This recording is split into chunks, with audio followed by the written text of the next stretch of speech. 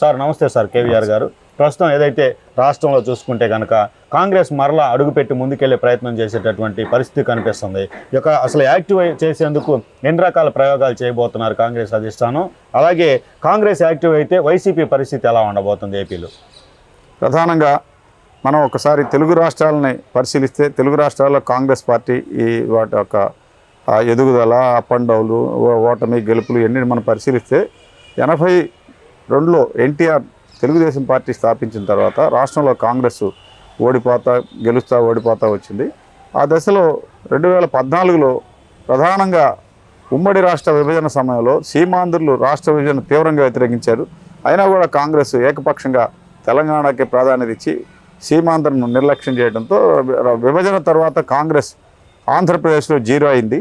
2014 విభజన సమయంలోనే కాంగ్రెస్ను తీవ్రంగా వ్యతిరేకించినటువంటి అనేక కుటుంబాలు, అంటే దీర్ఘకాలంగా రాష్ట్రంలో సుదీర్ఘంగా 5-6 దశాబ్దాల నుంచి సుదీర్ఘకాలం కాంగ్రెస్లోనే జర్నీ చేసినటువంటి కుటుంబాలు, గుంటూరులో రాయపాటి, అదేవిధంగా మన చిత్తూరులో గల్లా అరుణ, ఇట్లా కొన్ని ప్రముఖమైనటువంటి ఒంగోలులో మాగుంట కుటుంబం, ఇట్లా అనేక కుటుంబాలు మీకు ఇంకా అటు గోదావరి అటు జిల్లా అటు ముందుకు గోదావరి జిల్లాలో పీతాని సత్యనారాయణ, అసలు అంటే కాంగ్రెస్లో విభజన సమయంలో మంత్రులుగా ఉన్నటువంటి టీజీ వెంకటేష్, గల్లా అరుణ, శత్రుచర్ల విజయరామరాజు, ఇటువంటి వాళ్ళు అనేక మంది తెలుగుదేశంలో పోటీ చేశారు. అనంతపురంలో జేసీ కుటుంబం, అలా అనేక మంది 2014 అధికారంలోకి వచ్చిన తర్వాత 2019 ఎలక్షన్ నాటికి పనబాక లక్ష్మి, కర్నూలులో కోట్ల సూర్యప్రకాష్ రెడ్డి, విజయనగరంలో శత్రుచర్ల కిషోర్ చంద్రదేవ్, ఇటువంటి కుటుంబాలు కూడా కాలానుగుణంగా తెలుగుదేశంలో చేరాయి. ఇప్పుడు 10 ఏళ్ల తర్వాత 2 ఎన్నికల్లో రాష్ట్రంలో మురిగిపోయిన ఓట్ల కంటే 100 కంటే కూడా తక్కువ ఓట్లు వచ్చినాయి కాంగ్రెస్లో. ఇప్పుడు అటు కర్ణాటకలో ఇటు తెలంగాణలో అధికారంలో రావడంతో ఆంధ్రప్రదేశ్లో కాంగ్రెస్ని కొంత పునరుద్ధరణ చేయడానికి, కొంచెం స్ట్రెంగ్తెన్ చేయడానికి ఏఐసిసి పూర్తిగా రంగంలో దిగింది. కొంచెం ఇప్పటివరకు మిగిలిపోయిన నాయకుల్ని కొంచెం కాంగ్రెస్లో ఉంచి, ఒకవైపు రాష్ట్రంలో జగన్ పాలన విఫలం కావడం, ప్రభుత్వం మీద వ్యతిరేకత ఎక్కువగా ఉండటంతో ఇప్పుడు మనం కొత్తగా ఒక స్ట్రాటజీని చేద్దామనే ఉద్దేశంతో కొత్తగా ఇప్పుడు రాజశేఖర రెడ్డి కుమార్తె షర్మిలాను పిసిసి అధ్యక్షురాలుగా చేయాలనేటువంటి ప్రయత్నాలు జరుగుతున్నాయి. అంటే మనం 4-5 ఏళ్ల నుంచి, అంటే జగన్ సీఎం అయిన కాడి నుంచి కానీ అంతకుముందు కానీ ఆంధ్రప్రదేశ్ అటు ఉమ్మడి కానీ ఇప్పుడు తెలంగాణ ఇటు ఆంధ్రప్రదేశ్లో పరిశీలిస్తే వైఎస్ కుటుంబం కీలకంగా వ్యవహరిస్తోంది. ఎన్నికల ముందు అంటే సార్వత్రిక, అంటే విభజన సమయంలో ఒకవైపు విభజన తర్వాత తెలంగాణలో కేసీఆర్ టీఆర్ఎస్ని కాంగ్రెస్లో కలిపేస్తాడు, ఇటు ఆంధ్రప్రదేశ్లో జగన్ సీఎం అవుతాడు, 2 రాష్ట్రాలు మనం ఉందామనే స్ట్రాటజీతో వాళ్ళు విభజనకి అంగీకరించారు. అది తర్వాత అటు కేసీఆర్ కాంగ్రెస్లో టీఆర్ఎస్ని విలీనం చేయకపోవడం, ఇటు ఆంధ్రప్రదేశ్లో తెలుగుదేశం అధికారులు రావడంతో 2 చోట్ల కాంగ్రెస్ క్లోజ్ అయిపోయింది. ఇప్పుడు 10 ఏళ్ల తర్వాత తెలంగాణలో అధికారంలోకి వచ్చారు. తెలంగాణ అధికారంలోకి వచ్చిన సమయంలో, అంటే కనీసం 5-6 నెలల ముందు మనం తెలంగాణ రాజకీయాలను పరిశీలిస్తే 2019లో జగన్ సీఎం అయిన తర్వాత అనేక కారణాలు, కుటుంబపరమైన సమస్యలు కానీ రకరకాల కారణాలతో జగన్కి ఆయన సోదరి షర్మిలకు విభేదాలు వచ్చి ఆమె షర్మిల, అంటే ప్రధానంగా షర్మిలకు ఎంపీ టికెట్ ఇస్తామనో లేకపోతే రాజ్యసభ సీట్ ఇస్తామనో అంతకుముందు చెప్పారు. ఆ సీట్ అవి ఫుల్ఫిల్ చేయకపోవడంతో ఆమె అసంతృప్తికి గురైందని చెబుతున్నారు. ఆమె తెలంగాణలో వైఎస్ఆర్సీపీ తెలంగాణ, వైసీపీ తెలంగాణ వైసీపీ అనే పేరుతో ఇక్కడ ఉన్న ప్రాంతీయ పార్టీని స్థాపించారు. ఆ సందర్భంగా అనేక మంది అనుచరుల ద్వారా, తల్లి ద్వారా కూడా చెప్పించినా కూడా ఆకుండా పార్టీ పెట్టారు. అక్కడ తెలంగాణలో కేసీఆర్కి వ్యతిరేకంగా ఆమె దాదాపు 3-4 సంవత్సరాలు సుదీర్ఘమైనటువంటి పాదయాత్ర చేసి పోరాటం చేసి ఆ ప్రభుత్వ విధానాన్ని ఎండగట్టడంలో సక్సెస్ అయ్యారు. దాంతో తెలంగాణలో కొంచెం కేసీఆర్కి వ్యతిరేక ఓట్లన్నీ కూడా చీలిపోయే అవకాశం ఉందనే ఉద్దేశంతో కాంగ్రెస్ వాళ్ళు ఒక స్ట్రాటజీ చేసి షర్మిలాను కాంగ్రెస్కు దగ్గరగా చేరుద్దామనే ఒక దీర్ఘకాలిక ప్రణాళికను, ఒక రోడ్ మ్యాప్ను తయారు చేసి ప్లాన్ చేశారు. దానిలో భాగంగా అదే సమయంలో కర్ణాటకలో కాంగ్రెస్ అధికారంలోకి వచ్చింది. వైఎస్ కుటుంబానికి సన్నిహితంగా ఉండే డీకే శివకుమార్ కర్ణాటక పీసీ అధ్యక్షుడిగా ఉన్నాడు, కర్ణాటక డిప్యూటీ సీఎం అయ్యాడు. కర్ణాటక చెందినటువంటి మల్లికార్జున్ ఖర్గే ఏఐసిసి అధ్యక్షుడిగా ఉన్నారు. ఇలా అనేక పక్కన అందులో మనకి ఉమ్మడి రాష్ట్రానికి కానీ ఇప్పుడు ఆంధ్రప్రదేశ్లో తెలంగాణ కానీ కర్ణాటక సరిహద్దుగా ఉంటుంది. దాంతో ఇటు వైఎస్ కుటుంబంతో డీకేకి ఉన్న సంబంధాలు రీత్యా ట్రబుల్ షూటర్గా ఉన్న డీకే శివకుమార్ను తెలంగాణ ఎన్నికల్లో కీలకంగా బాధ్యతలు అప్పగించారు. డీకే శివకుమార్ 4-5 నెలలు తెలంగాణ ఎన్నికలకు ముందే షర్మిల ఆధ్వర్యంలో ఉన్నటువంటి వైఎస్ఆర్సీపీ తెలంగాణను కాంగ్రెస్లో మెర్జీ చేయడానికి ఒక పక్కా ప్రణాళిక తయారు చేసి నేరుగా ఢిల్లీలో సోనియా గాంధీ, మల్లికార్జున్ ఖర్గే, రాహుల్ గాంధీ, ప్రియాంక గాంధీతో అనేక దశలవారీగా చర్చలు జరిపారు. ఆ సందర్భంగా అనేక చర్చల సందర్భంగా తెలంగాణ కాంగ్రెస్ నాయకులంతా కూడా షర్మిలాని కాంగ్రెస్లో తెచ్చుకోండి, కానీ తెలంగాణలో మాత్రం ఇక్కడ ఉపయోగించవద్దు, మీరు పూర్తిగా ఆంధ్ర రాజకీయాల్లో వాడుకోండి. నిన్నటిదాకా మేము వైఎస్ కాంగ్రెస్ నాయకుడిని ప్రచారం చేసాం, ఈమె వైసీపీ అని మా కాంగ్రెస్ వ్యతిరేకంగా ప్రచారం చేసింది అని వాళ్ళు అనేక అడ్డంకులు సృష్టించారు. దానిలో భాగంగా ఆ సమయంలో డీకే శివకుమార్ షర్మిలకు కర్ణాటక నుంచి రాజ్యసభ సీట్ ఇచ్చి అక్కడ ఆంధ్రాలో పీసీసీ పగ్గాలు అప్పచెప్దాను ప్రపోజల్ చేయటం, ఆమె సూత్రప్రాయంగా వైఎస్ఆర్సీపీ తెలంగాణను కాంగ్రెస్లో కలపడానికి అంగీకరించడం, ఇవన్నీ దశల వారీగా అనేక వ్యవహారాలు నడిచాయి. అప్పట్లో పూర్తిగా 4-5 నెలలు దశల వారీగా జరిగిన కార్యక్రమాల్లో షర్మిల ఢిల్లీలో కాంగ్రెస్ నాయకులతో చర్చలు జరపడం, ఆ తర్వాత నేడో రేపో కాంగ్రెస్లో మిళితం చేయబోతున్నారు అనేటువంటి ప్రచారం జరగటం, చివరికి ఆమెను కాంగ్రెస్లో కలుపుకోకుండా పూర్తిగా ఆమెను వదిలేసేయటం, అసలు ఆమె ఇంక చివరికి బేషరతుగా తెలంగాణ ఎన్నికల్లో నేను పోటీ చేయట్లేదు, కాంగ్రెస్కి మద్దతు ఇస్తున్నామని ప్రకటన చేయాల్సి వచ్చింది. దాంతో ఆ ఎన్నికల తర్వాత కాంగ్రెస్ అధికారంలో రావడం, యాదృచ్ఛికంగా కాంగ్రెస్ భారీ మెజార్టీ రావడం, రేవంత్ రెడ్డి ముఖ్యమంత్రి కావడం, ఇవన్నీ జరిగినాయి.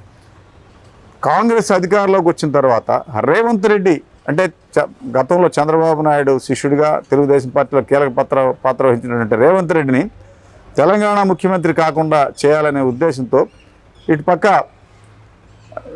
ఆంధ్ర సీఎం జగను, అటు షర్మిల అనేక ప్రయత్నాలు చేశారు.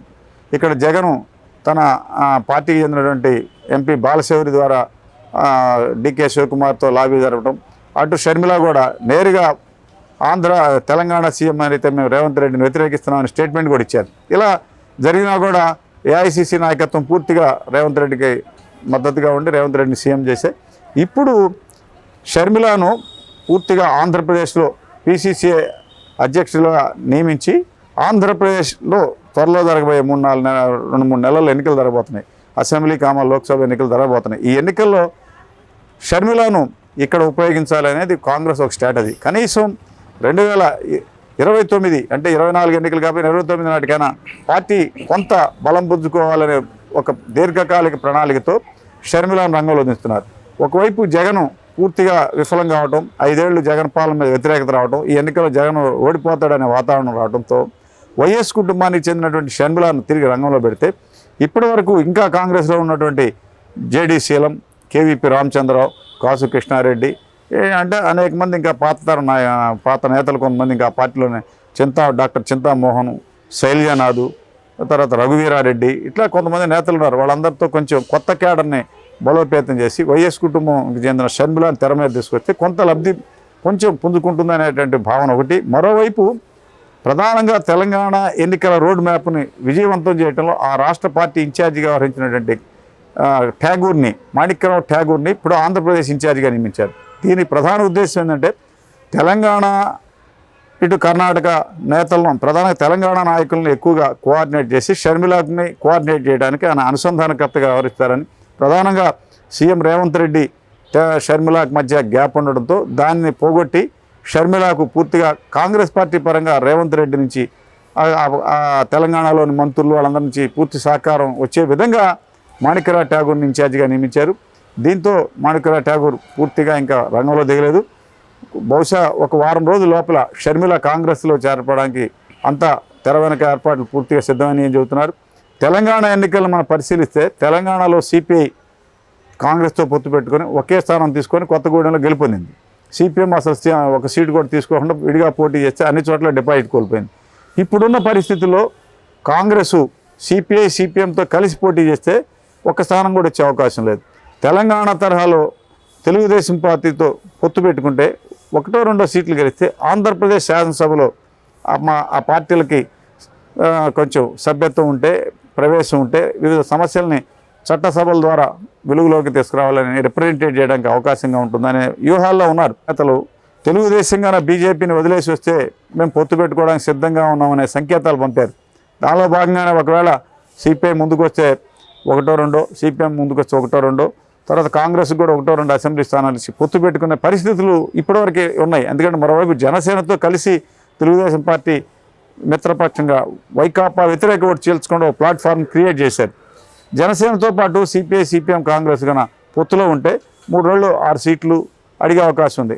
ఒకవేళ కాంగ్రెస్ గారు పొత్తుకి వస్తే షర్మిలానే నేరుగా కడపలో కాంగ్రెస్ ఎంపీ అభ్యర్థిగా పోటీ పెట్టాలనే ప్రయత్నాలు కూడా ఉన్నాయి. ఒకవైపు కాంగ్రెస్కి గుంటూరు తూర్పు మస్తానవల్లి పిసిసి అధ్యక్షుడిగా ఉన్నాడు. తర్వాత పిసిసి మాజీ అధ్యక్షుడు ఉన్నాడు శైలజనాథ్ అనంతపురం జిల్లా సింగనమల్లో. వీళ్ళిద్దరికి సీట్లు ఇస్తే కాంగ్రెస్ పార్టీ తెలుగుదేశంతో కలిసి పనిచేసే అవకాశాలు ఉన్నాయని విశ్లేషకులు చెప్తున్నారు. దానికి కారణం ఏంటంటే తెలంగాణ ఎన్నికల్లో సిపిఐ, కాంగ్రెస్ కలిసి పోటీ చేయటమే. అదే కానీ జరిగితే వైకాపా వ్యతిరేక ఓటు చీలకుండా బీజేపీని మినహాయిస్తే జనసేన, సిపిఐ, సిపిఎం, కాంగ్రెస్, తెలుగుదేశం ఉమ్మడిగా ఒక ప్లాట్ఫామ్ మీద గొడుగు కింద 5 పార్టీలు కలిసి జర్నీ చేసే అవకాశాలు ఉన్నాయి. దీంతో ఏదైనా సరే ఒకవేళ కలిసి పోటీ చేసినా, సిపిఐ తెలుగుదేశంతో కలిసి పోటీ చేయకపోయినా సిపిఐ, సిపిఎంతో కలిసి పోటీ చేసే అవకాశాలు ఉన్నాయి. షర్మిల నాయకత్వంలో అంటే వైఎస్ కుటుంబానికి చెందినటువంటి షర్మిల, వైఎస్ రాజశేఖర రెడ్డి కుమార్తె షర్మిల తిరిగి ఇక్కడ పీసీ అధ్యక్షులుగా ఉంటే గతంలో వైఎస్తో సన్నిహితంగా ఉన్న కుటుంబాలు, ఇప్పుడు వైకాపాలో అసంతృప్తిగా ఉన్నటువంటి కాంగ్రెస్ నేతలు వాళ్ళంతా తిరిగి కాంగ్రెస్లోకి వస్తారు. అంటే ఇప్పుడు 2024లో రాపోయినా కనీసం 2029 నాటికైనా మనం స్ట్రెంగ్త్ అయ్యి అధికారంలోకి వచ్చే అవకాశాలు ఉన్నాయి అనే ఒక ఆశతోటి కాంగ్రెస్ ఒక ప్రయత్నం ప్రారంభించింది. అంటే ఇది ఏ మేరకు విజయవంతం అవుద్దో లేదా అనేది పక్కన పెడితే ఇప్పుడున్న పరిస్థితిలో 5 పిసిసి అధ్యక్షులు, ఒక అధ్యక్షుని పెట్టి 5 అసోసియేటెడ్ అధ్యక్షులని అదని పెట్టి లెటర్ ప్యాడ్లు ఇచ్చి తిప్పుతున్నారు. దానివల్ల ఉపయోగం ఏమి ఉండదు. కానీ పూర్తి స్థాయిలో ఒకళ్ళనే పిసిసి అధ్యక్షులుగా పెట్టుకొని తెలంగాణలో రేవంత్ రెడ్డిని అధ్యక్షులుగా పెట్టిన తరహాలో క్యాంపెయిన్ చేయడం వల్ల అధికారంలోకి వచ్చారు. మరోవైపు సీఎం జగన్ మీద సుప్రీంకోర్టులో మనీ లాండరింగ్ కేసులు, అవినీతి కేసులు, సిబిఐ, ఈడీ కేసులు కంటిన్యూ అవుతున్నాయి. సుప్రీంకోర్టులో ఆ కేసులకు సంబంధించిన కేసులు బెంచ్ మీదకి వచ్చినాయి.